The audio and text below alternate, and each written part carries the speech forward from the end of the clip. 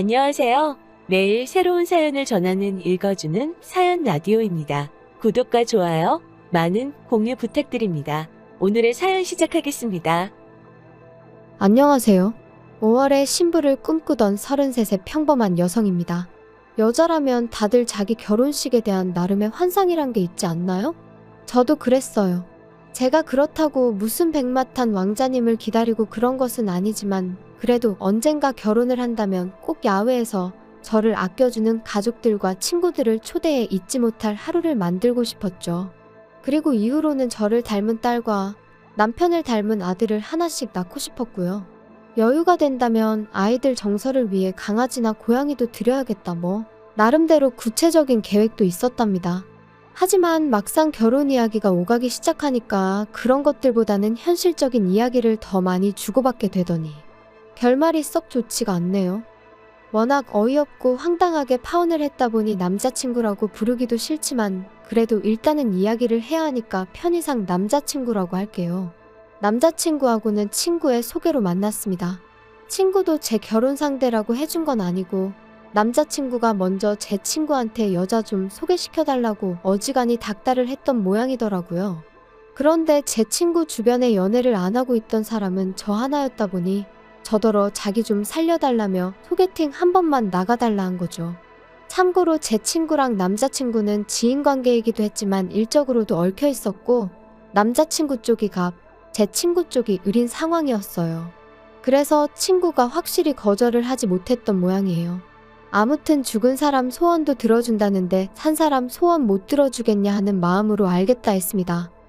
하지만 친구의 설명과 달리 약속 장소에서 만난 남자친구는 그렇게 이상한 사람은 아니었어요. 아마 첫 만남이라 긴장이라도 했던 건지 말수도 많지 않았고요. 그리고 저도 크게 잘해보고 싶은 마음이 있어서 나간 자리가 아니었다 보니 그런 남자친구를 상대로 딱히 먼저 말을 꺼낸다던가 그런 건 안 했습니다. 솔직히 말해서 뜨문뜨문 대화만 이어졌을 뿐 크게 좋을 것도 나쁠 것도 없는 만남이었네요.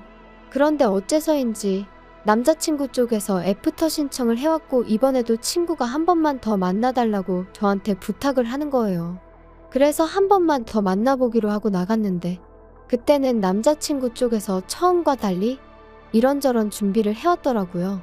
이야기할 거리를 생각하고 나왔다는 게 티가 날 정도로 말이에요.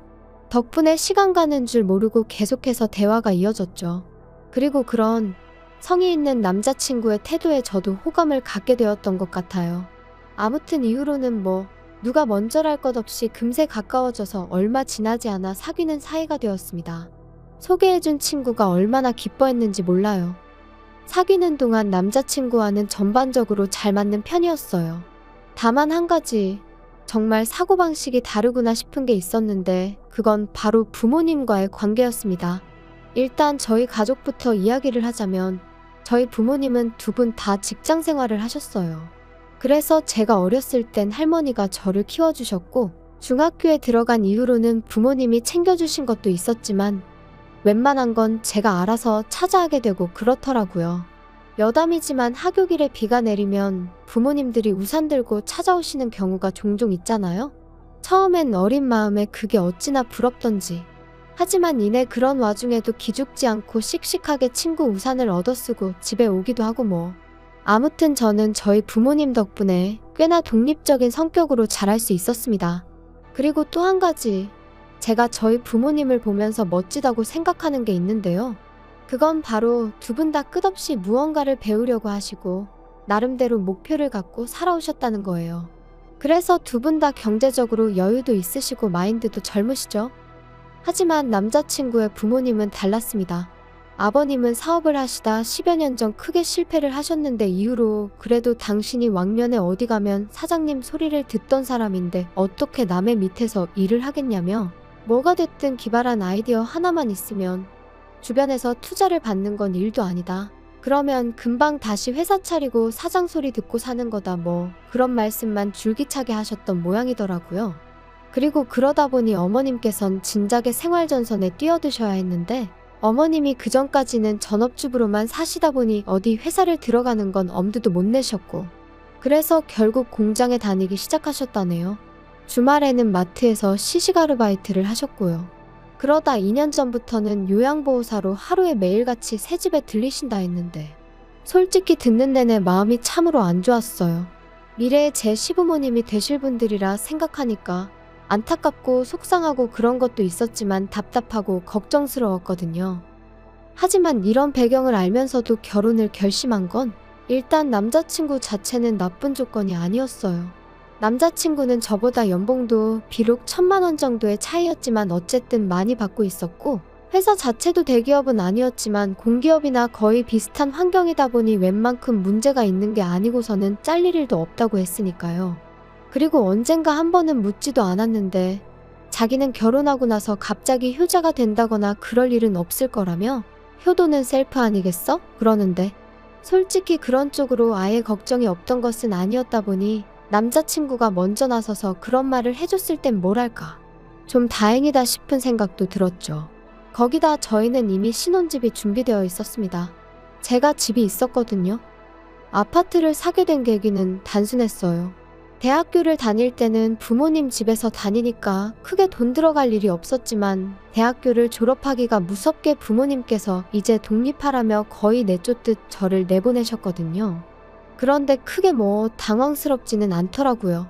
아예 무일푼으로 저를 내보내신 것도 아니고 자립에 보태라며 5천만 원을 해주셨으니까요. 그 돈으로 전세든 월세든 너가 한번 잘 생각해서 해봐라 하시면서 말이에요. 그런데 저는 그 돈을 통장에 묶어두고 회사 근처 고시원으로 들어갔어요. 다행히 회사 근처의 가격도 나쁘지 않고 치안도 좋은 여성 전용 고시원이 꽤 있었거든요. 하지만 그렇게 5년쯤 지났을 무렵 더는 고시원살이를 못하겠더라고요. 언젠가부터 업무가 많아지니까 퇴근해서는 좀 편하게 쉬고 싶은데 고시원이라는 곳이 워낙에 좁잖아요. 게다가 전화통화를 한번 할래도 나가서 해야지. 음식은 해먹기 어렵고 어쩌다 한번 해먹으면 환기도 잘 안 되지. 사실 생각해보면 그동안에도 줄곧 불만스럽긴 했는데 그래도 그때는 돈이 모이는 재미에 꾹꾹 눌러 참고 살았던 것 같아요. 그런데 어째서인지 그 무렵에는 돈이고 뭐고 더는 못 참겠더라고요. 한마디로 다 먹고 살자고 하는 짓인데 내가 왜 이렇게 스스로를 괴롭게 하나 싶기도 하고. 그래서 그때부터 회사 근처 부동산을 하루가 멀다 하고 돌아다녔습니다. 한 푼이라도 아껴서 사보려고 발품 팔고 집에서는 핸드폰으로 눈품 손품 팔고 그리고 그렇게 3개월 만에 아파트를 계약했어요. 제 돈 1억 5천에 부모님이 한 번 더 5천만 원을 보태주셔서 총 2억 거기다 대출 2억을 받아서 4억짜리 아파트였죠. 제 명의로 된 집이 생기니 얼마나 기분이 좋던지. 사람들이 흔히 보고만 있어도 배가 부르다 뭐 그런 말을 하잖아요. 제 기분이 딱 그랬거든요. 집을 사고 나니까 옷이니 가방이니 그런 건 크게 갖고 싶은 생각이 안 들더라고요. 그래서 또 열심히 돈을 모아 5년 만에 대출의 절반을 딱 갚았어요. 그리고 정확히 한 달 후에 남자친구가 저한테 프로포즈를 해왔네요. 솔직히 프로포즈를 받고도 별 걱정은 없었습니다. 저는 집이 있으니까 그리고 이미 그땐 제가 남자친구의 환경에 대해서 다 알고 있었거든요. 그러니 제 집에서 신혼살림을 차리고 남자친구한테 혼수로 필요한 가전가구만 몇 개 해오라고 하면 되겠다고 정말 간단하게 생각했어요. 그런데 작년 초겨울 남자친구가 생각지도 못한 이야기를 하더라고요. 자기가 제 대출을 갚아주겠다고요. 제가 남자친구한테 모아놓은 돈으로 내 아파트 대출을 갚겠다는 거냐고 그러면 가전가구는 무슨 돈으로 바꾸지 하고 물었어요. 물론 할부로 살 수도 있겠지만 저는 당연히 대출은 앞으로 살면서 같이 갚는 거라고 생각했기에 남자친구가 모아놓은 돈으로는 가전가구를 해왔으면 했으니까요. 그리고 한편으론 모아놓은 돈이 1억이나 있는 건가 싶기도 했던 게 계속 남자친구 본인 입으로 월급으로 부모님 챙겨드리고 자기 용돈 좀 하고 그러면 남는 것도 없다며 죽는 소리를 어지간히도 해댔었거든요. 저도 그래서 꼬치꼬치 물어본 적은 없었지만 남자친구가 부모님한테 돈을 많이 드리나 보다고 어림짐작은 하고 있었고 그렇기에 1억씩이나 모아뒀을 거란 생각은 못했었네요. 그런데 남자친구가 이어하는 말이 진짜 가관이었습니다. 자기가 제 남은 대출을 갚아줄 테니 대신 아파트를 공동명의로 해달라나요? 제가 황당해서 지금 내 아파트가 10억 가까이 가는데 남은 1억 갚아주고 공동명의를 해달라는 건 좀 욕심 아니냐 하며 웃었어요. 솔직히 농담인지 진담인지 순간 내가 너무 예민하게 반응하는 건가 싶고 잠깐이지만 별 생각이 다 들더라니까요. 그런데 남자친구의 표정을 보니 농담이 아니었습니다. 결혼하면 네 거 내 거가 어딨어? 막말로 자기 나랑 결혼하고 살다가 그 아파트 팔아서 10억 받으면 자기 혼자 다 쓸 거야? 아니, 내가 혼자 다 쓰진 않겠지만 그래도 그거랑 공동명의는 아예 얘기가 다른 거지. 그게 왜 달라? 아, 난 빚이니 대출이니 이런 거 정말 싫더라. 그냥 빨리 갚자. 돈이 없는 것도 아니고 내가 갚아준다니까? 갚을 건 빨리 갚고 하루빨리 안정적인 가정을 꾸리고 싶어. 그래, 나도 대출 빨리 갚는 건 좋은데 아무리 생각해봐도 공동명의는 아니야. 그럼 뭐 내 돈 1억만 가져가겠다는 거야? 그리고 이후로도 계속해서 같은 이야기만 몇 번을 주고받았고 정신적으로 너무 지치더라고요. 그래서 제가 그런 말 할 거면 결혼 이야기 자체를 없던 걸로 하자고 했습니다. 이렇게 시작부터 이런 걸로 서로 열내고 마음 상하게 하는 거 싫다고요. 그리고는 그렇게 이 아파트에 꼭 공동명의를 하고 싶으면 5억을 가져오라고 했어요. 아파트 값이 10억이니까 절반 내라고요. 그랬더니 남자친구가 네 돈은 3억 들어갔는데 왜 자기가 5억을 가져와야 하냐며 불공평하다나요? 그래서 내 기분이 딱 그렇다고 이제 이해가 되냐 했습니다. 내 돈이 3억이 들어갔는데 지금 네가 1억 들고 오면서 공동명의 해달라는 게 똑같은 경우라고요. 그랬더니 남자친구가 한숨을 푹푹 내쉬더니 그걸 꼭 따져야 하냐면서 너무 야박하다나요? 진짜 결혼 상대한테 이런 표현은 쓰고 싶지 않았지만 이거 돌머리인가 싶대요. 그래서 이후로 며칠 동안 솔직히 정도 떨어지고 그래서 먼저 연락 않고 기다렸습니다. 차마 헤어지자니 좋았던 때 생각도 나고 이래저래 저도 생각이 많았거든요. 지금 남자친구랑 헤어지면 또 어느 세월에 누굴 만나서 결혼을 하나 싶기도 하고 그런데 남자친구가 다시 연락을 해왔어요. 자기가 생각 많이 했다면서 한번 만나자고 하더라고요. 그리고는 기껏 만나자마자 한다는 소리가 자기가 제가 말한 대로 혼수를 해오겠다더니 대신 자기도 저한테 받고 싶은 게 있다나요? 그래서 뭐냐니까. 오해하지 말고 들어.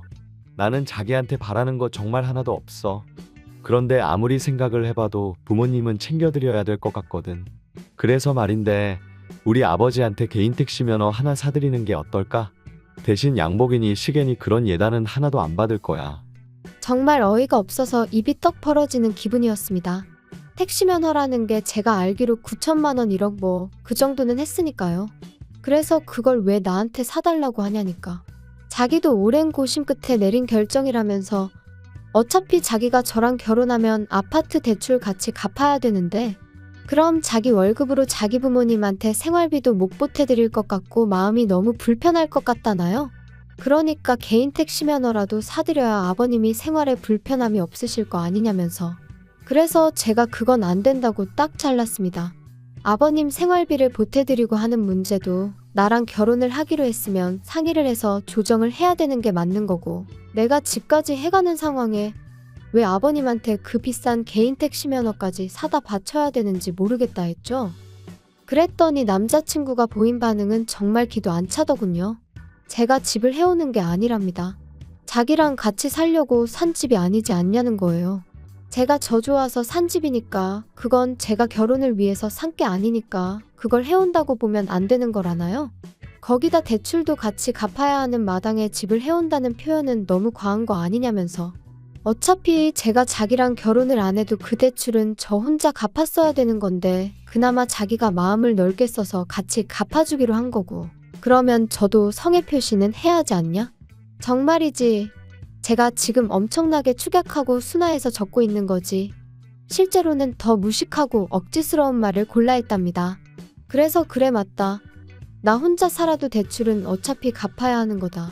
하지만 그렇게 치면 너도 나랑 결혼하든 어디서 살든 월세는 내고 살아야 되지 않냐? 그러니까 월세 나갈 돈으로 우리가 같이 사는 집 대출을 갚는 거라고 생각하면 되는 거 아니냐 했어요. 그랬더니 또다시 그럴 거면 공동명의를 해주던가 하고 궁시렁거리는데 아, 내가 잘못 걸려도 단단히 잘못 걸렸구나 싶은 거죠. 그래서 제가 남자친구더러 우리 이러는 거 정말 좀스럽고 없어 보인다 그랬어요. 그리고 나는 절대로 택시 면허니 뭐니 그런 거 못 해드리니까 그게 용납이 안 되면 이쯤에서 헤어지자 했습니다. 그랬더니 남자친구가 저더러 너는 공동명의도 못 해준다. 예단으로 다른 거 다 생략하고 그 택시 면허 하나만 해오라는데 그것도 싫다. 도대체 나랑 결혼은 왜 하려고 그러냐? 그러는 거예요. 그리고 이때는 저도 마음도 너무 상했고 이렇게까지 결혼을 해야 하나 싶은 게 말 그대로 속이 쓰리더라고요. 그래서 나도 내가 너랑 왜 결혼하려고 한 건지 모르겠다 해버렸어요. 그랬더니 남자친구가 결혼하면서 손해는 하나도 안 보려고 하는 제가 너무 어이없다는데 누가 할 소리를 하나 싶대요? 그래서 남자친구한테 너야말로 어떻게든 나한테서 뭐라도 뜯어내려는 심산이 눈에 훤히 보여서 황당하고 어이없다 했습니다. 어떻게든 남겨먹을 궁리만 하는 것 같은데 내가 호구로 보이냐고요. 그랬더니 저더러 자기 인격을 모독했다며 사과하라고 개거품을 무는데 어찌나 어이가 없던지 생각할수록 분하고 우라가 치밀대요.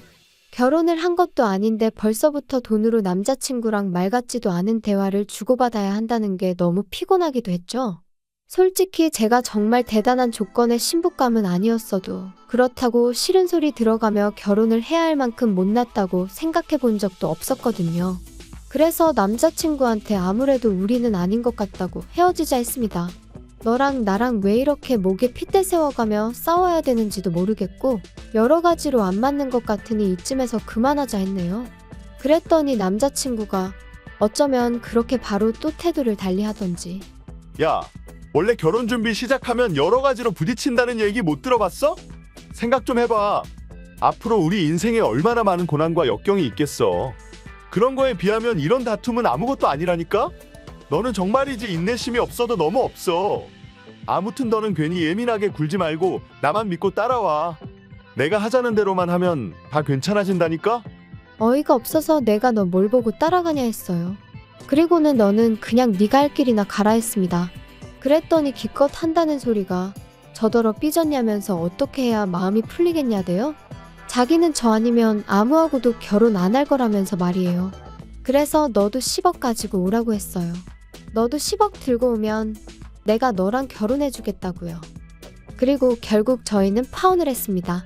남자친구는 끝까지 저더러 이기적이고 못됐다 했고 저는 그런 남자친구한테 나야말로 너 같은 돌대가리랑은 상종을 못하겠다 했거든요. 그런데 저와 남자친구를 소개시켜 주었던 친구가 제 파혼 소식을 듣고는 저더러 왜 그랬냐면서 저를 좀 원망하듯 말하는 거예요. 자기 입장은 신경도 안 쓰였냐면서 말이에요. 어이가 없어서 결혼은 내 일생일대의 중요한 일인데 내가 너 입장까지 생각해가면서 결정을 내렸어야 하냐고 저도 화를 냈어요. 그랬더니 어차피 살다 보면 다 그놈이 그놈이라면서 저더러 넌 너무 유난스럽다고 자기가 이런 말까지 안 하려고 했는데 모르긴 몰라도 남자친구도 제 그런 성격에 질렸을 거라대요. 어이가 없어서 그래 네 마음대로 짓거리라 하고 그 친구랑도 손절했네요. 솔직히 이혼도 아니고 파혼이라고 신경 쓸 거 없다는 사람들도 주변에 많지만 제 마음이 편하기만 한 것은 아닙니다. 적은 나이도 아니고 앞으로 어떻게 지내나 생각하면 저도 모르게 한숨도 나오고 그래요. 하지만 뭐 어쩌겠어요? 사람 사는 게 다 생각대로 되는 것도 아니고 아무튼 당분간은 남자고 연애고 결혼이고 다 모르겠고 그저 하루하루 건강하고 즐겁게 살아가는데 초점을 맞춰볼까 합니다. 언제 어디선가 제 진가를 알아봐주는 사람이 나타나주길 바라면서 말이에요. 날이 조금씩 다시 따뜻해지고 있지만 그래도 감기 조심하시고 즐거운 하루 보내시길 바랍니다. 긴 이야기 들어주셔서 감사합니다. 오늘의 사연은 여기까지입니다. 구독과 좋아요, 알람 설정해주시면 앞으로 더 좋은 사연으로 찾아오겠습니다. 감사합니다. 안녕하세요. 매일 새로운 사연을 전하는 읽어주는 사연 라디오입니다. 구독과 좋아요, 많은 공유 부탁드립니다. 오늘의 사연 시작하겠습니다. 안녕하세요. 결혼한 지 3년 만에 이혼녀가 되어버린 30대 여성입니다. 뭐든지 경험해보면 피가 되고 살이 된다지만 제가 살면서 이런 일까지 겪었어야 하나 싶을 정도로 지금도 어안이 벙벙할 뿐이에요. 그리고 이제 와서 이런 말이 다 무슨 소용인가 싶지만 솔직히 처음부터 친정부모님은 사윗감인 전 남편을 탐탁치 않아 하셨거든요. 하지만 그때는 모든 부모들 눈에는 자기 자식이 최고로 보인다잖아요? 그래서 저희 부모님도 그러시는 거라고 크게 신경 쓰진 않았는데 제가 정말로 어리석었네요. 남편하고 처음 만난 건 제가 카페에서 아르바이트를 하던 때였어요. 사실 저는 원래 그래픽 디자이너라는 직업을 가지고 프리랜서로 활동하고 있었는데 제가 하는 일이 뭐랄까 성수기 비수기가 있다고 해야 할까요? 그래서 일이 많은 달에는 정말 눈코 뜰 새 없이 바쁘고 또 일이 없는 달에는 이렇게 한가해도 되나 싶을 정도로 일이 없기도 해요. 그리고 그렇게 시간이 많이 남을 때면 친한 친구가 하는 카페에 가서 말은 아르바이트라고 하지만 일도 도와주고 대신 커피에 대해서 배우기도 하고 그러며 시간을 보냈죠. 참고로 커피를 배워놓는 건 사람 사는 게 어떻게 달라질지 모르잖아요. 그래서 나름대로 제2의 직업 겸 노후 준비 겸 그렇게 겸사겸사 배워놓는 거라 크게 힘들진 않았네요. 아무튼 남편이 제가 너무 자기 스타일이라며 번호를 물어봤는데 솔직히 나이 31에 그런 소리를 들으니까 상황 자체가 웃기기도 하고 재밌더라고요. 그리고 남편도 나이가 꽤나 있어 보여서 저 나이에 여자한테 번호나 물어보고 다니나 싶은 게 황당하기도 했죠. 그런데 나중에 친구가 하는 말이 카페에 종종 오는 손님인데 한 번도 그러는 걸 본 적이 없다며 카페에서 커피 마시면서 책 좀 읽다 가는 게 전부라고 그냥 한번 만나나 보란 식으로 말을 하대요. 그리고 사실 저도 그 무렵엔 연애는 해야겠는데 어디서 만나야 할지 감은 안 와서 그렇다고 어디다 소개팅 좀 해달라고 하자니 부담 주는 것 같아서 껄끄럽고 아무튼 생각이 많았거든요. 그래서 며칠 고민하다 결혼하자는 것도 아닌데 그래 한번 만나나 보자 그렇게 된 거였어요. 그리고 카페 밖에서 만나서 얘기를 좀 해보니까 남편도 나름대로 며칠이나 고민하다가 용기를 내서 제 번호를 물어봤던 거더라고요. 아무튼 이후로 저희는 커피와 책을 주된 주제로 하며 자주 시간을 보냈는데 솔직히 몇 년을 알고 지냈던 것처럼 대화가 잘 통했어요. 그리고 서로 공통된 주제가 있다 보니 같이 있는 시간은 늘 즐거웠고 헤어지기가 아쉬울 뿐이었죠. 그래서 사귄 지 1년이 넘어가면서는 자연스럽게 결혼 이야기까지 주고받게 되었는데 하루는 남편이 그러더라고요. 실은 자기한테는 아픈 형이 있다고요. 남편의 형, 그러니까 아주버님은 남편보다 2살이 많았고 남편과 사이도 좋았다고 해요. 명문대를 다니던 시부모님께는 누구에게라도 자랑하고 싶은 그런 아들이자 남편에게는 존경하고 따를 수밖에 없는 형이었다면서요. 하지만 아주버님 나이 23, 친구들과 떠났던 여행에서 불의의 사고를 당했고 이후로는 침대를 벗어날 수 없는 상황이 되었던 거죠. 아버님 또한 하시던 일마저 그만두시고 아주버님을 돌보게 되셨고요. 참고로 어머님께서는 입버릇처럼 당신은 원래 몸이 약해서 힘든 일은 못한다 하시는 분이세요. 그리고 그건 아픈 아들 앞에서도 예외가 없으셨죠. 게다가 그때도 그렇고 제가 남편과 결혼한 이후까지도 병원에서는 다시 일어나는 건 거의 불가능이라고 이야기를 했지만 시부모님은 희망을 버리지 못하셨어요. 그리고 그런 부모의 믿음을 솔직히 어느 누가 비난할 수 있겠어요? 그저 듣는 내내 안타까울 뿐이었죠. 그리고 저는 솔직히 이런 상황을 제가 이해하기만 한다면 저희가 결혼하는 데는 아무런 문제가 없을 줄 알았습니다. 하지만 정말 넘어야 할 산은 그게 아니더군요. 왜냐하면 다른 사람도 아닌 시부모님께서 남편과 제 결혼을 반대하셨으니까요. 어떻게 장남인 아주버님이 아직 장가를 못 갔는데 둘째가 먼저 갈 생각을 하냐면서 말이에요. 그런데 현실적으로 아주버님은 결혼을 논할 상황이 아니었으니 황당할 수밖에 없었죠. 게다가 여기서 끝이 아니었습니다. 그제서야 알게 된 또 하나의 사실은 남편은 그동안 어머님이 자기 월급을 맡아서 관리해주고 계시다면서 저에게 늘 한 1억 정도는 모아져 있을 거라고 했거든요. 거기에 자기 생각엔 그래도 아들이 장가 가는데 설마 하나도 안 해주시겠냐며 5천 정도는 해주실 거라는 거예요. 어머님이 몇 번 직접 말씀하신 적도 있다면서 말이죠. 하지만 웬걸요. 5천을 보태주시기는커녕 그 1억도 못 주신다고 나오셨어요. 너는 아픈 형을 두고는 결혼 소리가 나오냐? 장남인 형이 먼저 장가 갈 때까지 잠자코 기다려. 이래는 다 순서가 있는 법이야. 너 여자의 환장에서는 그러는 꼴나는 못 본다. 괘씸해서 1억도 못 줘. 솔직히 처음엔 정말 남편이 몰랐을까? 알면서 내 앞에서 쇼를 하는 건 아닐까? 저도 사람이니까 실망스러운 상황에 속이 상하면서 한편으론 그런 비뚤어진 생각까지 하게 되더라고요. 그런데 하루는 남편이 정말 제 앞에서 주저앉아 엉엉 우는데 그 우는 소리가 쥐어짜내는 게 아니라 정말 우라가 치밀어서 자기 감정을 어떻게 주체를 못해서 우는 소린 거예요. 그리고 그런 모습까지 보고 나니까 남편이 그냥 너무 불쌍했던 거죠. 그래서 제가 어떻게든 책임져 줘야겠다. 어머님 아버님으로부터 구해와야겠다는. 지금 생각하면 진짜 오지랖도 그런 오지랖이 없는데 그런 다짐을 했다니까요. 그래서 결국 결혼까지 밀어붙였어요. 남편도 저한테 너무 고맙다면서 자기는 이제 가족은 저 하나뿐이다 생각하고 살겠다 뭐 그런 소리까지 해댔고요. 사실 저희 친정이라고 경제적으로 얼마나 넉넉한 건 아니었습니다. 하지만 그래도 저나 친정 부모님이나 도움은 못 줄 망정 서로 부담은 주지 말자는 주의였거든요. 그러니 저는 처음부터 친정에 손을 벌릴 생각도 없었고 친정 부모님도 도와주지 못해 미안하다 하셨지만 서운할 것도 없었죠. 그리고 참고로 저는 모아둔 돈도 8천 정도 있었고 비록 8평의 작은 오피스텔이지만 제 소유의 집도 있었어요. 그래서 남편한테 그냥 몸만 오라고 대신 앞으로 당신 월급 관리는 내가 하겠다 했더니 그러라고 하더라고요.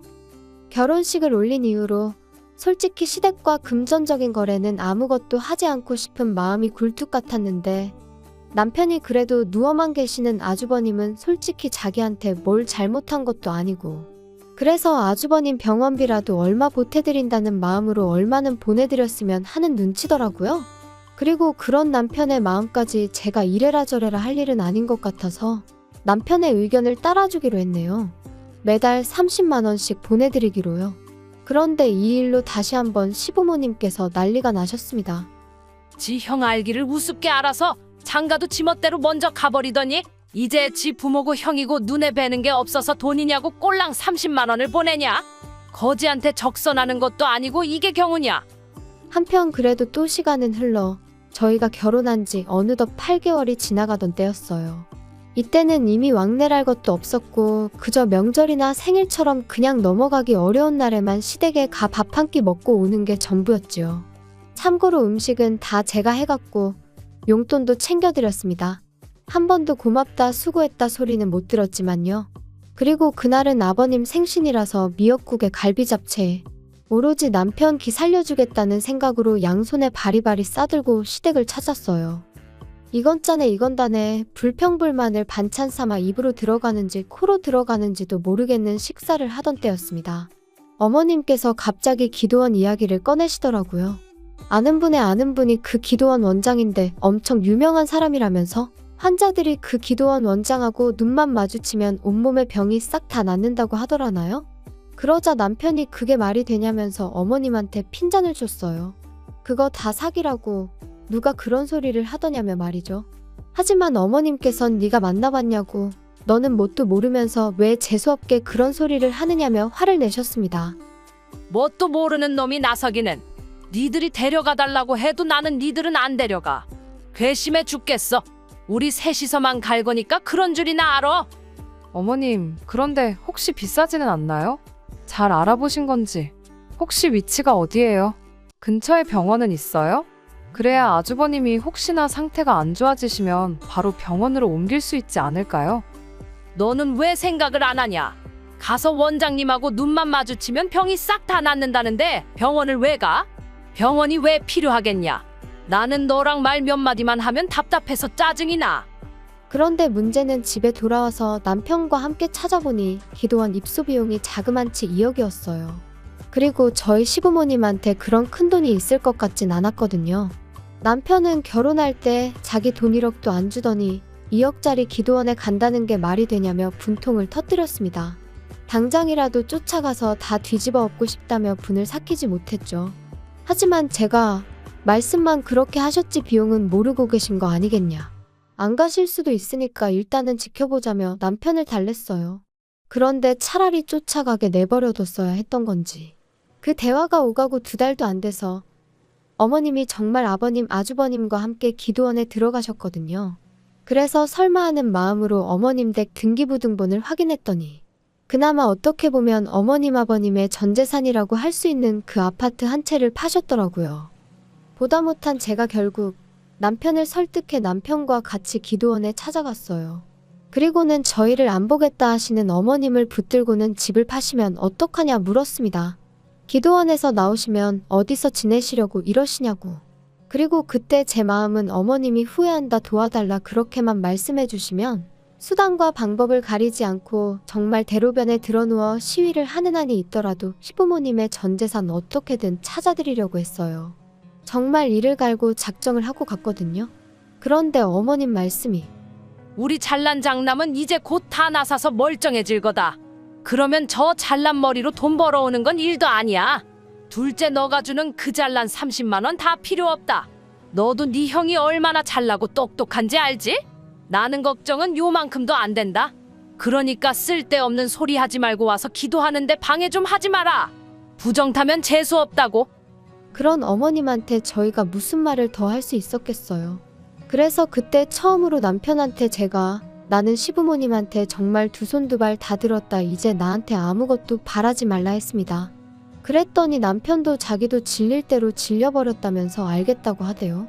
그래서 전 정말이지 남편이 제 노력을 알아주고 있다고 믿었고 우리의 뜻이 같다고 확신했었는데 황당하게도 기도원에 들어갔던 세 사람은 1년 만에 기도원에서 쫓겨나듯 나왔습니다.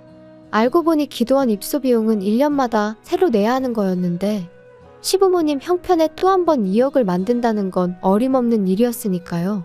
그런데 저를 더 황당하게 한 건 남편이 시부모님 지내실 전셋집이라도 구해드려야 할 것 같은데 이를 어쩌면 좋겠냐고 저를 떠보더라고요. 어이가 없어서 제가 우리한테 그럴 돈이 어딨겠냐 했어요.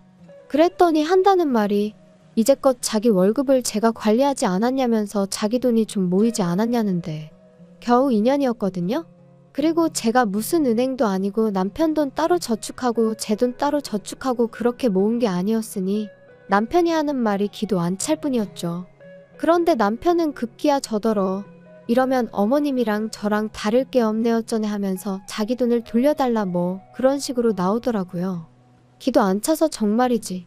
그렇다고 남편이 월급을 얼마나 많이 가져다 줬냐 하면 그것도 아니었어요. 그래서 치사하고 더럽다며 2년치로 1,500 줘버렸네요. 그리고는 앞으로 월급도 당신이 관리하고 대신 생활비나 반반 따박따박 내놓으라 했죠. 원래는 아주버님 요양원비만큼은 어느 정도 저희 생활비에서 부담하려고 했는데 그런 마음도 싹 다 사라져서 당신이 다 내라고 했고요. 아무리 남편이라지만 재수없고 정 떨어지는 게 이런 건가 싶더라니까요. 그리고 요양원에 들어간 아주버님이 7개월 만에 세상을 떠났습니다. 급성폐렴이었죠. 솔직히 슬픈 것과는 별개로 후회한다던가 제가 더 잘해드렸어야 하는 데와 같은 아쉬움이랄지 그런 건 별로 느끼지 못했는데 그도 그럴 것이 대화가 불가능한 상황이었으니 제가 뭘 하고 말고 할 게 없었으니까요. 하지만 시부모님과 남편은 슬픔을 주체하지 못하는 눈치였고 특히나 어머님은 아주버님이 세상을 떠나게 된 이유를 어째서인지 저한테서 찾으려고 하셨습니다. 이게 다 며느리인 제가 남편의 월급을 한마디로 돈줄을 쥐고서는 조종을 한 탓에 남편이 예전처럼 넉넉히 경제적으로 지원해주지도 않았고 그러니 차도가 없어서 기도원에도 가게 된 거고 기도원에 가서 돈을 잃게 된 것도 그러니 저 때문인 거고 요양원도 저 때문에 더 좋은 데로 보내지 못했다면서 전부 다 제 책임이라고 이게 다 반대하는데도 결혼하겠다고든 저 때문이라고요. 그리고는 결정타로 하신 말씀이 그러니 이제 제가 시부모님을 모시고 살아야 된답니다.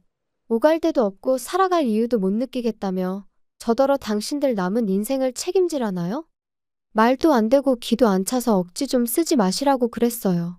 그리고 저는 이때까지도 남편이 저와 한마음 한뜻일 거라 생각했거든요. 그래서 남편더러 말이 되는 말씀을 하셔야지. 어머니 아버님 도대체 왜 저러시냐 나 정말 미치겠다. 하소연을 했지요. 그런데 남편이 예전과는 다른 표정을 하고는 저를 보면서 오로지 형 하나 낳길 바라는 마음으로 사시던 분들이니 지금 마음이 어떠시겠냐며 저더러 무조건 싫다 하지 말고 이해를 해보려고 노력을 좀 해보라나요? 어이도 없고 황당해서 내가 뭘 어떻게 이해하냐 했어요. 아주버님 돌아가신 건 정말 슬프지만 왜 다 나 때문이라고 하냐고. 그렇게 따지고 들면 친구들하고 여행을 가게 허락해주신 시부모님이 애시당초 문제 아니냐? 여행만 못 가게 하셨으면 그렇게 다쳐서 누워 계실 일도 없던 거 아니냐? 저도 너무 답답하니까 억지를 쓰게 되더라고요. 그런데 그때 벼랑간 눈이 번쩍 하더니 한쪽 뺨이 뜨겁게 열이 올랐어요. 네, 남편이 저를 때렸죠. 어이가 없어서 지금 나 친 거냐니까. 제가 말이 너무 심해서 자기도 모르게 손이 나갔다는데 그 길로 제 핸드폰이랑 차키만 챙겨서 먼저 차 끌고 집에 왔습니다. 그리고 대략 2시간쯤 흘렀을까 남편이 왔어요.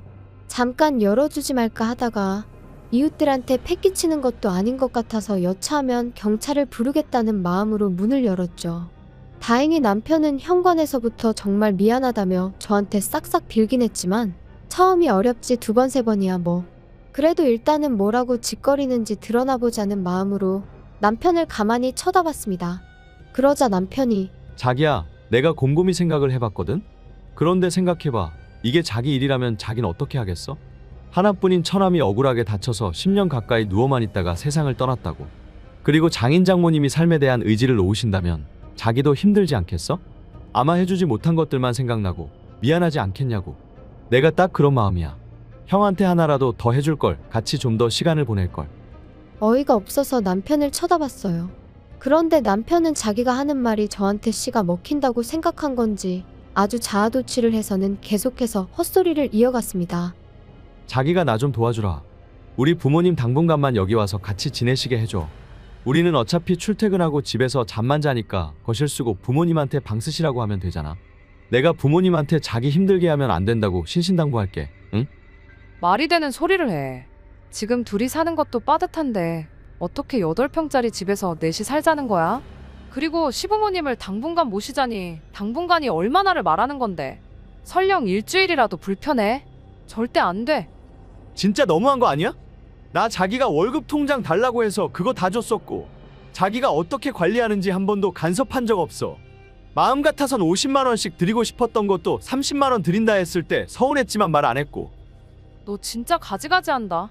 우리 친정부모님은 10만 원씩 드린 거 기억 안 나? 그리고 그나마도 시부모님 전세자금 해드린다고 다 가져갔잖아. 진짜 쓸데없는 소리 한 번만 더 해봐. 나 안 참아. 안 참으면 뭐 어쩔 건데. 됐어. 내가 내일 모시고 올 테니 그냥 그런 줄 알아. 내가 너한테 허락 구하자는 거야? 이 집이 네 거야? 부부가 같이 사는 우리 집이지? 그러니까 네 뜻대로만 하는 건 억지야. 이제 보니 정말 피는 못 속이는구나. 법적으로 내 집이거든? 그러지 말고 그냥 이혼해. 네가 혼자 나가서 시부모님 모시고 살아. 그렇게 모시고 싶어서 뭐 하나라도 더 해드리고 싶어서 지금 사리분별이 안 되나 본데. 나도 지쳤어. 그냥 제발 나가. 이쯤에서 다 그만두자고. 뭐? 지금 이혼이라도 하자는 거야? 그리고 저는 결국 친정아버지와 남동생에게 전화해 집으로 와달라고 했어요. 제가 살면서 아버지나 동생에게 그런 부탁을 한 적은 단 한 번도 없었기에 두 사람 다 바로 거절 않고 오겠다 해주었고요.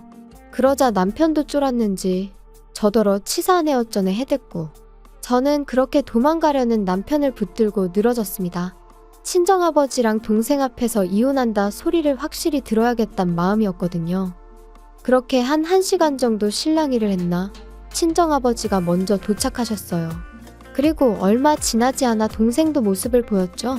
두 사람 다 험악한 표정으로 어떻게 된 거냐 자초지종을 묻길래 남편이 나랑 상의도 없이 시부모님을 모셔오려고 한다. 시부모님은 내가 아주버님을 죽였다는 식으로 몰아가신다. 나 때문에 이 집안에 불행이 닥쳤다는 악담을 해대는데 어떻게 같이 사냐. 게다가 나 뺨도 맞았다. 그리고 제가 맞았다는 소리에 말릴 새도 없이 남동생 주먹이 남편 얼굴에 내리꽂혔습니다. 네가 뭔데 내 누나한테 손을 대냐고요. 이후로도 계속 남편을 두들겨 패려는 남동생을 저랑 아버지가 정말 간신히 말렸어요. 그리고 결국 남편과 저는 이혼했습니다. 제가 협의 이혼을 해주지 않으면 그때는 이혼 소송을 할 거고 그러면 어떻게든 위자료까지 받아내겠다고. 찾아보니 당신 월급을 내가 가압류할 방법도 있겠더라고. 솔직히 그 과정이 쉽지는 않다고 했지만 변호사에게 들은 내용 중 좀 먹힐 만한 것만 남편에게 며칠이고 쏘아댔거든요. 그랬더니 남편이 지레 겁먹고 협의 이혼 해주더라고요. 혹시나 숙려기간에 어디서 뭘 듣고 와서 마음을 바꿔먹을까 어찌나 불안하던지 정말 시한폭탄이 따로 없다 싶었죠. 그리고 마침내 완전히 남남이 되었을 때 저는 제 오피스텔을 팔고 지금의 집으로 이사를 했어요. 대출을 좀 받았지만 이제는 오피스텔 아니고 아파트예요. 전 남편의 흔적이 남아있을 법한 건 다 버리고 온 덕분에 새 기분 새 출발한 느낌이 물씬 나고요. 남편 소식이야 어디서 들을 때도 마땅치 않아 잘은 모르지만 어머님이 언젠가 한번 하소연 겸 저한테 욕하시려고 연락을 해오신 적이 있거든요. 그때 언뜻 말씀하시길 저 때문에 셋이서 부대끼며 산다고 저더러 어쩜 끝까지 그렇게 이기적이냐 욕을 하셨는데 처음부터 그렇게 복작복작하게 지내고 싶으셨던 거 아닌가요? 저한테 고마워하실 줄 알았는데 아무튼 이제 남편이 돈 벌어서 시부모님 잘 모시고 살았으면 좋겠습니다. 시부모님도 이제 평생 아들이 벌어다주는 돈 쓰고 사실 생각에 얼마나 행복하시겠어요. 한번 알콩달콩 잘 살아봐. 긴 이야기 들어주셔서 감사합니다. 오늘의 사연은 여기까지입니다. 구독과 좋아요, 알람 설정해주시면 앞으로 더 좋은 사연으로 찾아오겠습니다. 감사합니다. 안녕하세요. 매일 새로운 사연을 전하는 읽어주는 사연 라디오입니다. 구독과 좋아요, 많은 공유 부탁드립니다. 오늘의 사연 시작하겠습니다. 안녕하세요. 서울에서 작은 학원을 운영하고 있는 30대 여성입니다. 입시 전문은 아니라서 학생 수가 많지는 않은데 그래도 입소문이 나서 저 하나 먹고 사는데 크게 문제는 없네요. 친정 부모님은 그러지 말고 지금이라도 하고 싶은 공부가 있으면 외국에 나가는 게 어떻겠냐 하시지만 그러고 싶은 마음도 크지 않고요. 아무튼 오늘은 아이들이 학교에서 체험학습을 가는 날이라 학원도 쉬기로 했어요. 그래서 모처럼 시간도 났겠다. 게다가 새해잖아요. 그래서 겸사겸사 지난 일은 털고 간다는 마음으로 제 과거 이야기를 해볼까 합니다. 가벼운 마음으로 들어주세요. 어려서부터 경제적으로 넉넉한 환경에서 자랐지만 제가 대학에 들어가자 친정아버지가 이제 용돈은 스스로 벌었으라 하셨어요. 학비를 비롯해 학업에 필요한 게 있다면 얼마든지 지원해주겠지만 친구들하고 어울린다거나 저를 꾸미는 비용은 직접 벌었으라는 뜻이셨죠. 처음엔 솔직히 청천벽력 같았습니다. 그도 그럴 것이 막 20살 되었지. 원하던 대학에 합격도 했지. 한마디로 친구들하고 어울려서 즐겁게 놀고 싶은 마음뿐이었거든요. 하지만 저희 아버지께선 한다면 하시는 분이고 한번 뱉으신 말은 어떻게든 지키시는 분이세요. 그래서 어쩔 수 없이 바로 아르바이트를 시작했습니다. 다행히 친구의 소개로 바로 과외를 할 수 있었죠. 그런데 그렇게 과외를 해보니까 가르치는 일이 제 적성에 맞더라고요. 그래서 아예 그 길로 진로를 잡고 대학교 2학년 때부터는 학원에서 일을 시작했습니다. 참고로 주변에서는 그럴 것 같으면 차라리 임용고시를 보는 게 어떻냐 하기도 했지만 저는 언젠가 제가 하는 일을 사업화시키고 싶은 욕심도 있었기에 학원으로 노선을 잡았던 거예요. 그런데 어느덧 세월이 흘러 제 나이 33이 되었을 때 소위 사람들이 말하는 현타가 왔습니다. 주변을 둘러보니 어느새들 그렇게 결혼하고 애 낳고 참고로 시집 안 간 친구들도 많았지만 저는 비호는 생각해 본 적이 없었기 때문에 그런 친구들은 별로 눈에 들어오지 않았네요. 아무튼 그때 친구 중 하나가 자기는 자기 남편을 결혼정보회사를 통해서 만났다며 저도 그런 회사에 한번 등록을 해보면 어떻겠냐대요. 그러면 쓸데없이 시간 낭비는 안 해도 된다면서 말이죠. 그리고 그땐 그 친구가 저를 소개하면 소개비를 받는다는 건 꿈에도 상상을 못했기에 그저 친구가 정말 저를 걱정해서 해주는 말이라고 생각했어요. 그래서 친구만 믿고 친구가 소개하는 회사에 등록했습니다. 그리고 그곳에서 이제는 과거가 되어버렸지만 남편을 만나게 되었지요. 첫 만남에서 제가 10분 일찍 약속 장소에 도착했는데 남편은 저보다 더 일찍 나와 있었어요. 별거 아닌 것 같았지만 기분은 좋대요. 뿐만 아니라 저는 취미로 기타를 치곤 했는데 남편이 기타에 대한 지식이 해박하더라고요. 이때만 하더라도 업체를 통해 남편이 미리 제 취미 생활을 알고 나왔을 줄은 꿈에도 생각을 못했어요. 그저 저랑 관심사가 비슷하고 그래서 그쪽으로 아는 게 많은 거라고만 생각한 거죠. 아무튼 덕분에 식사하는 내내 대화가 끊이질 않았으니. 그리고 그날의 호감이 만남으로 이어져 저희는 결혼까지 약속하게 되었습니다.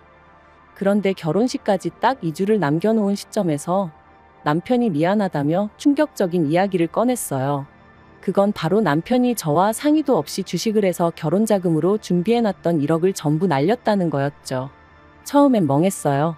방금 내가 무슨 이야기를 들은 건가? 현실감이 없었다고 해야 할까요? 제가 도대체 무슨 생각으로 그런 거냐고 화를 냈더니 그래도 자기가 남잔데 반반 결혼은 좀 모양이 빠지는 것 같아서 그랬다는 거예요. 어이도 없고 황당해서 뭐라고 할 말도 마땅히 떠오르지 않을 정도였습니다. 유치하고 단순한 남편의 사고방식에 정말 크게 실망하기도 했고요. 하지만 결론부터 말하자면 파혼은 하지 못했어요. 가족, 친구, 지인들은 물론이고 제 수업을 듣는 학생들까지 모두가 제가 결혼한다고 알고 있는데 어떻게 파혼 이야기를 꺼내야 할지 생각만 해도 눈앞이 캄캄했거든요. 그래서 너무나 한심한 결정이었지만 그냥 안고 가기로 했네요. 사람이 살다 보면 실수도 할 수 있는 거고 범법 행위를 한 것도 아니니 돈이야 다시 벌면 되니까 사람의 됨됨이만 보자, 마음씨만 보자. 나름대로 어떻게든 합리화를 시키면서 저 편한 대로 생각하기로 했던 거였죠. 그래도 그때는 남편이란 인간에 대해서는 나름대로 믿음과 확신은 있었거든요. 적어도 인간 됨됨이는 괜찮은 사람이라고요. 물론 친정부모님은 크게 반대하셨습니다. 요새 이혼하고 잘 사는 사람도 얼마나 많은데 파혼 그까짓 게 대수냐면서 저더러 정신 차리라고요. 그런데 저는 평생 친정부모님께는 자랑스러운 딸이고 싶었고 유치하지만 솔직히 누군가에게는 부러움의 대상이고 싶었어요. 그래서 그런 부모님의 반대를 무릅쓰고 원래대로 결혼을 강행했습니다. 하지만 능력이 없어서 신혼집도 결국엔 친정부모님이 마련해 주셨죠. 돌이켜 생각할 때마다 자랑스러운 딸은커녕 참으로 못난 딸이었네요. 그리고 이후로 한동안은 그래도 나쁘지 않은 결혼 생활이었습니다. 종종 생각지도 못한 남편의 모습에 놀라는 일도 있었고 연애 때와는 달리 부딪히는 일도 종종 있었지만 이 모든 게 서로에게 맞춰가는 과정이라 여겼죠. 하지만 결혼한 지 2년째 되던 해 친정아버지께서 쓰러지시면서 제 일상도 제 믿음도 전부 다 순식간에 무너지기 시작했네요. 사장실에 쓰러져 있던 친정아버지를 직원이 발견해 병원으로 옮겼고 여러 가지 검사가 이루어졌습니다. 그리고 그 검사 과정에서 쓰러지신 이유는 단순히 과로 때문으로 밝혀졌지만 진짜 문제는 친정아버지가 위암이셨다는 거였죠. 거기다 암의 위치와 상태가 안 좋아서 다른 장기로 전이 가능성이 높으셨기에 흔히들 생각하는 복강경 수술이 아니라 개복수술로 위절제까지 하셔야 됐고요. 그런데 이런 상황에서 남편이 보여준 반응은 황당하기 짝이 없었어요. 기껏 한다는 소리가 오해하지 말라면서 그럼 자기 부모님이 투자하신 5천만 원은 어떻게 되는 거냐고 물었으니까요. 남편과 결혼할 때부터 시부모님께서 저희 친정부모님이 하시는 사업에 투자를 하고 싶다며 큰 관심을 보이셨습니다. 하지만 아무래도 사업이라는 게 돈이 오가는 일이다 보니 친정부모님은 그럴 생각이 전혀 없으신 눈치셨어요. 그랬더니 저희가 결혼한 지 1년쯤 돼가던 무렵부터 시부모님이 서운하네 어쩌네 하시며 또다시 투자 이야기를 꺼내시는 거예요. 그 무렵 친정아버지 사업이 잘 풀려서 큰 집으로 이사도 하시고 차도 바꾸시고 그러셨는데 아마 남편을 통해서 시부모님 귀에도 이 이야기가 들어간 모양이었죠. 하지만 친정부모님이 하시는 사업은 어디까지나 친정부모님의 소관이셨기에 시부모님이 뭐라고 말씀을 하시건 제가 할 말은 없었습니다. 그러자 급기야는 남편이 저희 친정부모님께 직접 말씀을 드렸던 모양이에요. 그래서 결국 굳이 필요한 돈도 아니었는데 투자라는 이름으로 시부모님으로부터 5천만 원을 받으셨습니다. 그리고 매달 50만 원씩 보내드리게 되었는데 솔직히 무슨 돈 빌려서 이자 갚는 것도 아니고 말 그대로 생돈을 뜯기는 상황이었으니 어이가 없더라고요.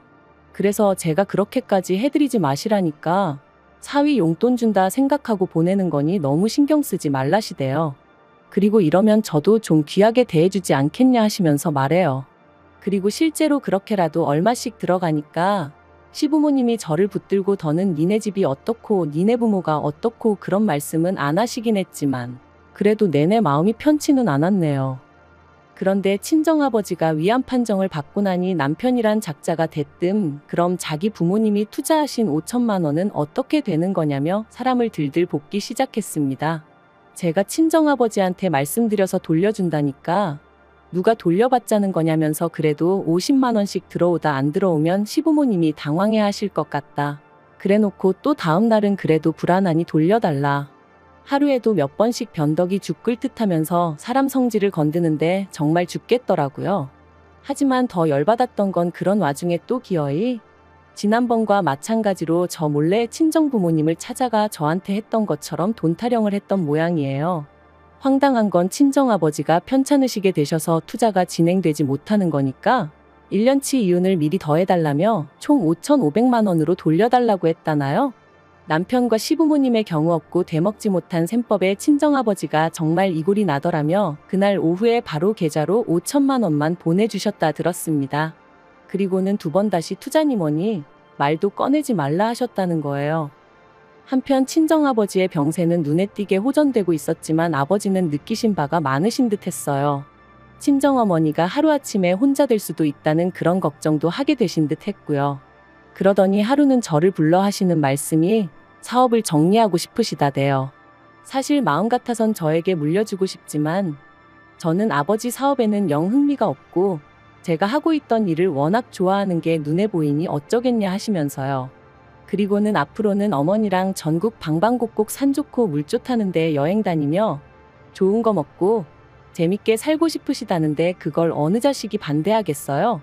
제가 정말 잘 생각하셨다고 그렇게 하시라고 했습니다.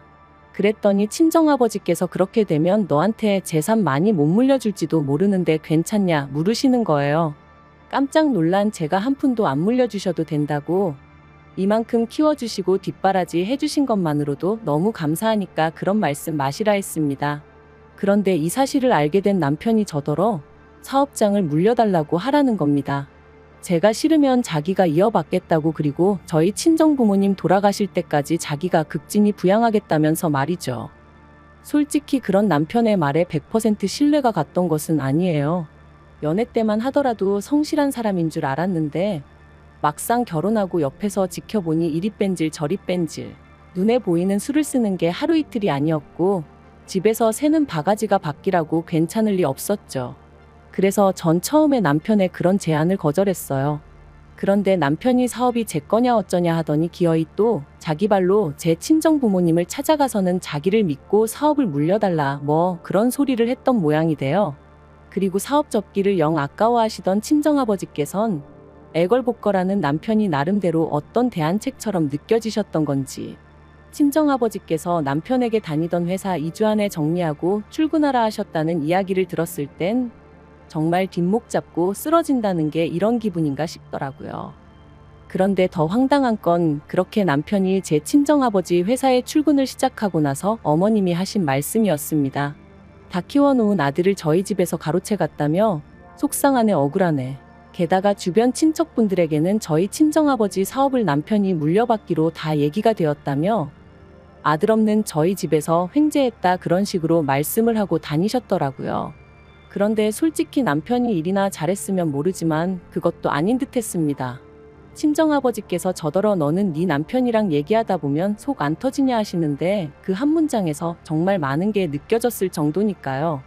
그래서 제가 왜 그러시냐, 무슨 일이라도 있었냐니까. 일을 시키면 배워서 할 생각은 안 하고 어떻게든 요령 피울 궁리만 한답니다. 그래서 누가 뭐라고 좀 하면 남자가 돼가지고는 텃세를 부리네 어쩌네 하면서 꽁에 있고 직원들이 사장사위가 벼슬이냐 그 비위도 맞춰야 하냐며 원성이 자자하다대요. 그리고 그날 밤 퇴근한 남편을 붙들고 회사 생활은 어떠냐 했습니다. 그러니까 기다렸다는 듯이 뭐 자기가 이렇게 지켜보니까 회사 돌아가는 방식의 문제가 한두 가지가 아니라는 거예요. 그러면서 저희 친정아버지가 마음이 약하신 건지 그렇게 안 봤는데 고과사 구분을 못 하시는 것 같다며 자기가 보기엔 아무 능력도 없으면서 월급만 따박따박 가져가는 직원들이 너무 많다고 죄다 모가지를 잘라야 하네 어쩌네 하는데 기도 안 차서 제가 남편더러 당신도 그런 우리 아버지 성격 덕분에 다닐 수 있게 됐다는 생각은 안 드냐 했어요. 그랬더니 저더러 뭘 모르면 가만히 있으라나요? 하지만 남편의 막말은 거기서 끝이 아니었습니다. 시간이 흐를수록 고양이에게 생선가게를 맡긴 게 아닐까 하는 걱정이 들었지만 동시에 남편 또한 저희 친정아버지에게 살뜰히 잘하는 모습을 보였기에 긴가민가 하던 때였는데 하루는 제가 몸이 안 좋아 좀 일찍 들어오게 되었어요. 그리고는 씻고 어쩌고 하는 것도 귀찮아 바로 침대로 직행해 그냥 기절하듯 잠이 들었죠. 그런데 얼마나 시간이 흘렀는지 현관 도어락 열리는 소리와 함께 남편의 말소리가 들려왔습니다. 그래서 아는 체라도 하려고 나가려는데 남편이 뭐가 그렇게 재밌는지 웃으면서 한다는 소리가 얼마 안 남았어요 하더니 일단 회사 사람들 다 내 편으로 만들고 나면 밀어내야지. 죽을 때까지 어떻게 기다려요? 그러대요. 순간 온몸에 소름이 쫙 돋는 게 비록 상대가 누군지는 알 수 없었지만 제가 들었다는 걸 남편이 알면 안 되겠다는 생각만 퍼뜩 들어 침대에서 정말 온 힘을 다해 자는 척을 했어요. 그리고 계속해서 두런두런 말소리가 이어지다 전화가 끊어지더니 이내 안방문이 열렸고 거의 동시에 남편이 아씨 하면서 저를 발견한 듯 했습니다. 저는 그제서야 자다 깬 것처럼 남편을 향해 이제 왔냐 했고요. 티를 안 낸다고 안 내긴 했지만 정말 심장은 터질 것 같았어요. 남편은 뭔가 꺼름직한 표정으로 절 보더니 아니다 하고는 곧장 씻으러 갔고 저는 무슨 스파이라도 된 것 마냥 남편의 핸드폰을 뒤지기 시작했습니다. 그런데 소름 끼치게도 남편의 통화 상대는 어머님이셨어요. 하지만 남편이 언제 화장실에서 나올지 모른다는 생각에 통화 내용은 일단 제 핸드폰으로만 보내놓고 다시 침대에 누워 자는 척을 했죠. 그리고 지옥 같은 밤이 지나고 이튿날 남편은 다름없이 출근을 했고 저는 그제서야 남편과 어머님의 대화를 들어볼 수 있었는데 내용은 충격 그 자체였습니다. 어머님은 남편에게 저희 집에서 아주 당신 아들을 머슴 부리듯 한다며 재수없어 죽겠다 난리셨고 그런 어머님께 남편이 한다는 말은 적당히 저희 친정아버지 비위 맞춰드려 환심을 사고 이후로 아버지를 몰아내서 회사를 차지하겠다. 그러면 그때부턴 어머님한테 한 달에 100만 원이 뭐냐 200, 300도 드릴 수 있다. 어머님이 저는 어쩔 거냐 물으시니 사람들 보는 눈이 있으니 사업 뺏고 몇 년 살다가 성격 차이 뭐 그런 이유로 이혼하자 하면 지가 별 수 있겠냐고 그러는데 정말 당장이라도 심장이 터질 것 같았고 어째서인지 눈에선 눈물이 주룩주룩 흐르더라고요. 그리고 무려 이틀 동안 저는 남편의 가증스러운 면상을 보면서 이 일을 어찌할지 고민을 거듭했습니다. 경찰에 신고를 해야 하나 그냥 내가 먼저 이혼하자고 해야 하나. 하지만 결국 저는 제 나름대로 눈에는 눈 이에는 일을 시전하기로 했어요. 그래서 남편에게 적당한 핑계를 둘러대며 양가 부모님을 모시고 식사 자리를 마련했죠. 어머님은 벌써부터 당신 아들이 사장이나 된 줄 아셨는지 있는 대로 콧대가 높아져 계셨는데 아마 모르는 사람이 봤으면 어머님 아들이 저희 가족 먹여 살리는 줄 알겠더라니까요. 한편 어느덧 분위기가 무르익어 갈 때쯤 제가 사실 양가 부모님을 모신 데는 다 이유가 있다 하고는 남편 앞에 서류 봉투를 내밀었습니다. 남편은 영문을 모르겠다는 표정으로 저를 잠시 보더니 무슨 김칫국을 처마셨는지 이거 뭐 계약서 같은 거냐며 싱글벙글 봉투를 열어보더라고요. 하지만 그 서류 봉투 안에는 제가 먼저 작성한 이혼 신고서가 들어있었어요. 당연히 남편 얼굴은 이미 잿빛이 되어서는 이게 지금 뭐 하자는 거냐대요. 어른들까지 다 모셔놓고 이게 무슨 짓이냐며 말이죠. 그래서 제가 제 핸드폰에 있던 어머님과 남편의 통화를 틀었습니다. 아니나 다를까 이내 어머님과 남편은 저더러 끄라며 난리가 났고 아버님과 저희 친정부모님 표정은 있는 대로 심각해졌지요. 제가 남편더러 내가 이 내용을 듣고 얼마나 소름이 끼쳤는지 아냐고 그런데 내가 너랑 살고 싶겠냐 했습니다. 친정아버지께서도 머리 검은 짐승은 거두는 게 아니라더니 당신이 아주 헛짓거리를 했다며 크게 노하셨고요. 그리고 당연한 결과로 친정아버지가 남편을 해고하셨어요. 남편이 억울하다 자기의 능력만 봐달라 그러며 매달렸다는데 친정아버지가 너무 어이가 없어서 콧방귀가 다 나오셨다네요. 그런데 문제는 친정아버지 회사에서 잘리고 나니 남편도 눈에 뵈는 게 없었는지 더더욱 이혼은 못 해주겠다고 나오더라고요. 그래서 결국 소송했고 1년 만에 이혼했네요. 다만 법이라는 게 남편이 어머님하고 그런 통화를 했을 뿐이지 그렇다고 직접적으로 저희 친정아버지한테 어떤 위해를 가한 것은 아니라 그에 대한 책임을 물기는 어렵다는 거예요. 황당했지만 나라법이 그렇다는데 제가 뭘 어떻게 할 수가 없잖아요? 그래도 소송 자체는 제가 승소하여 이혼하게 되었으니 그걸로 만족하는 수밖에 없었네요. 그런데 그렇게 이혼하고 나서 반년쯤 지났을 땐가 남편에게 연락이 왔어요. 어이없게도 한다는 소리가 이제 이혼해서 완전히 남남이니까 자기가 다시 저희 친정아버지 회사에 이력서를 넣겠다는 거예요. 그리고는 한때 자기를 정말 사랑했던 게 사실이라면 눈 딱 감고 자기 좀 뽑아주라고 친정아버지한테 말 좀 해달라면서 자기가 집에 있으니까 어머님이 너무 속 터져 하신다고 저더러 어머님 성격 잘 알지 않냐면서 좀 도와달랍니다.